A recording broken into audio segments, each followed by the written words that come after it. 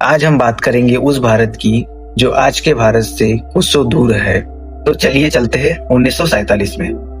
देश आजाद हो चुका था, दिल्ली में जश्न मनाया जा रहा था, लेकिन हमारे भारत की कई हिस्सों के लोगों को यह तक पता नहीं था कि हमारा भारत आजाद हो गया है या अंग्रेज देश से चले गए हैं।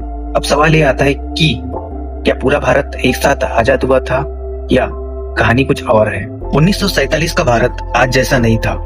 ना उस टाइम मोबाइल था, ना टीवी थी, ना इंटरनेट था, और सबसे जरूरी बात यह है कि पूरा भारत अंग्रेजों के सीधे शासन में नहीं था। भारत दो हिस्सों में बटा हुआ था। एक था ब्रिटिश इंडिया, जहां सिर्फ अंग्रेज राज करते थे, जैसे बंगाल, बॉम्बे, मद्रास, पंजाब और यूनाइटेड प्रोविंस। यहाँ कानून भी अंग्रेजों का था और पुलिस भी अंग्रेजों की, यहाँ तक कि टैक्स भी अंग्रेज ही वसूलते थे। लेकिन दूसरा हिस्सा ऐसा था जहाँ राजा महाराजा राज करते थे। वहाँ अंग्रेज सीधे कभी राज नहीं कर पाए थे। यहाँ अपने राजा थे, अपना झंडा था, अपनी सेना थी।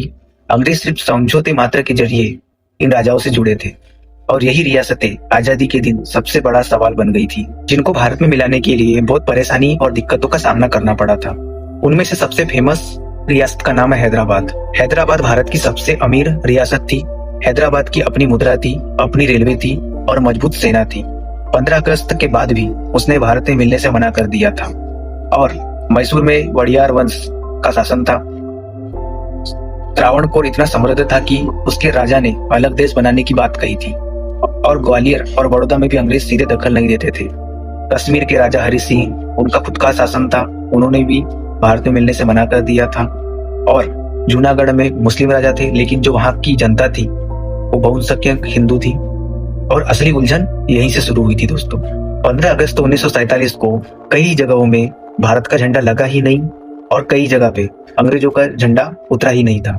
कई गांवों और शहरों के लोगों को तो बाद में पता चला कि भारत आजाद हो गया है करके। मतलब महीनों और कई दिन लग गए थे आजादी का पता चलने में वहां की जनता को। जो इसके बाद ही शुरू हुई रियासतों में बटे भारत के सभी हिस्सों को जोड़ने की कार्रवाई, या कह सकते हैं लड़ाई, क्योंकि यह एक लड़ाई से कम नहीं थी। भारत के सभी हिस्सों को आपस में जोड़ना, जो अलग अलग रियासतों में बटे हुए थे। 562 से ज्यादा रियासतों को बिना देश तोड़े भारत राष्ट्र में लाना था, और इतनी बड़ी जिम्मेदारी उठाई सरदार वल्लभ भाई पटेल ने, जिन्हें आज एकता की मूर्ति कहा जाता है, जिनकी बहुत बड़ी स्टेचू बनाई गई है गुजरात में। तो उन्होंने इतनी बड़ी जिम्मेदारी उठाने के बाद उसे कैसे निभाया, चलो जानते हैं। तो दोस्तों, सरदार वल्लभ भाई पटेल ने देश को एक करने में जिस जिस नीतियों को अपनाया, वो नीति कोई चाणक्य से कम नहीं है दोस्तों। हालांकि इनमें कुछ नीतियां ऐसी भी है जो चाणक्य से मेल नहीं खाती। उन्होंने कहीं बातचीत से, कहीं दबाव से, और जरूरत पड़ने पर शक्ति दिखाकर भारत को एक किया था। और उनकी इस नीति के बाद जो रियासत भारत में नहीं भी मिलना चाहती थी, वो रियासतें भी भारत में मिल गई, और हमारा देश एक हो गया। सभी रियासत भारत में मिल गई। तो ये थी हमारी जानकारी। वीडियो अच्छी लगी हो तो लाइक करें, सब्सक्राइब करें। धन्यवाद।